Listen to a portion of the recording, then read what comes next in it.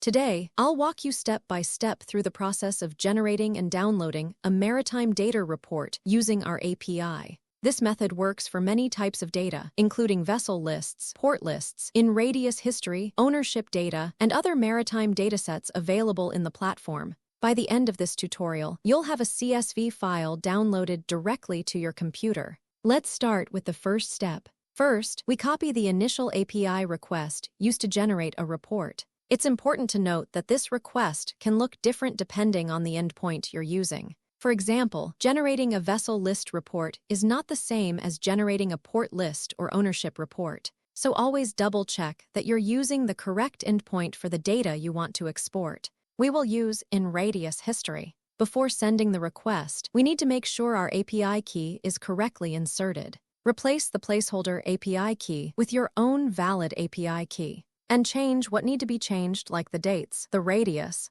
Once the API key and endpoint are confirmed, we send the request. Now, the API starts preparing the report in the background. In the response, you'll see a unique report ID. This report ID is very important, so go ahead and copy it. Next, we move on to the second step. Going back to the documentation, we copy the second API request, which is used to retrieve the generated report. In this request, we need to paste the report ID we just copied earlier. After inserting the report ID and making sure that we have added our API key as well and everything is correct, we send the request again. This time, the API responds with a download link. This link points directly to the generated CSV file. To download the file, simply copy the link from the response, paste it into your browser, and press enter. The CSV file will immediately start downloading to your computer. Once the download is complete, you can open the file in Excel, Google Sheets, or any other spreadsheet software and start working with your maritime data.